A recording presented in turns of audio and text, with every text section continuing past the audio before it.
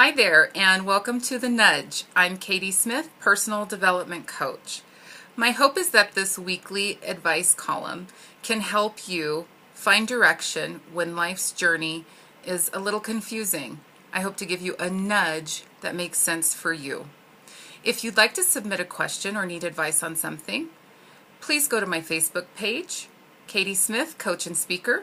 Please like the page if you don't mind, and then submit your question in the news feed or via private message.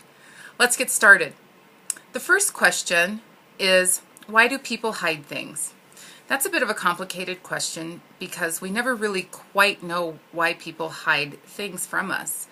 Generally, if we are proud or feeling good about something in our life, we don't mind sharing it with people. And it feels really good to share because we have a sense of pride or there's love behind it, and it feels really, really solid and good.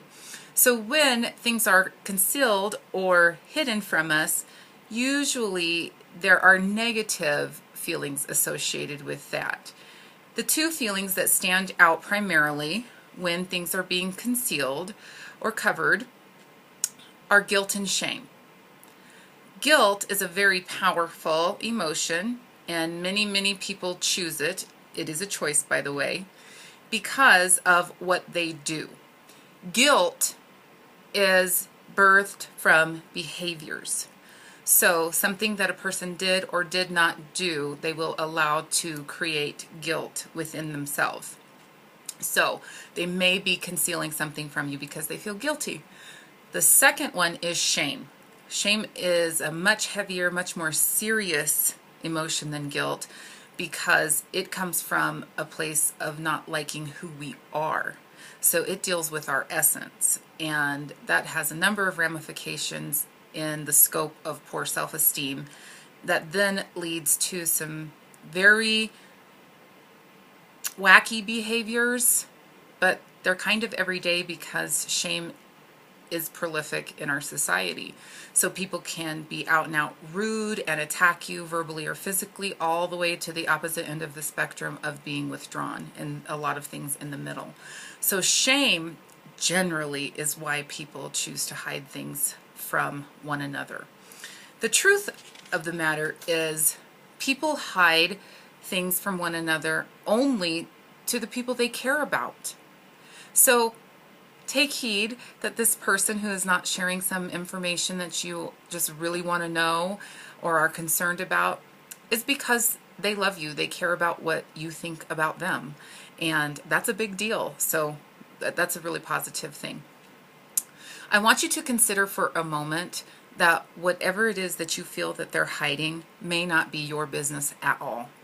That's a tough pill to swallow, especially when we're talking about the person that may be hiding something from us, like our kids, like our spouse, like our best friend. That feels bad.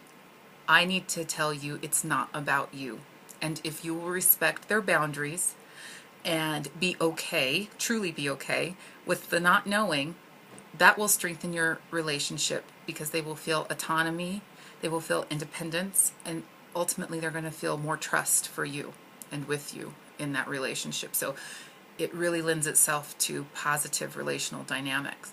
So the problem is that we often want to protect and save the ones we love from their foibles, things that they do and say, or that they are figuring out, and we just really want to go in and rescue and fix. And even with our kiddos, unless their physical safety is really at risk, it's often not our business. So I want to tell you when it is your business. It is your business when there is physical, emotional, major safety issues involved. If the thing that's being concealed is going to hurt you or somebody else in a ridiculous fashion, even if it's minor, it could be ridiculous, then you need to know. You need to know what's being hidden, okay? And so here's an example. Let's say a spouse steps out on their husband or wife and has sexual relationship with someone outside the marriage and contracts an STD. That becomes your business if you're the spouse that's been cheated on, because that impacts your physical safety if you choose to have sexual relations with your spouse, not knowing they've stepped outside the relationship. So that's one small example, and there's many more. So here's my advice about what to do when people are hiding things from you. First of all, determine it through a healthy and calm dialogue whether or not what is being hidden is actually your business. If the person says they don't want to tell you, you need to respect that. If they can assure you that your personal safety, their personal safety, or things that are seriously related, like your bank accounts and things like that, are going to not be affected. If you don't know, I want you to take a deep breath and remember that it's okay. It's not about you, it's about them, and that this is an opportunity for your relationship to be strengthened. Reassure them and encourage them that whatever is going on in their life that they're struggling with, they will make it through. They are divinely guided and protected, and they are largely supported.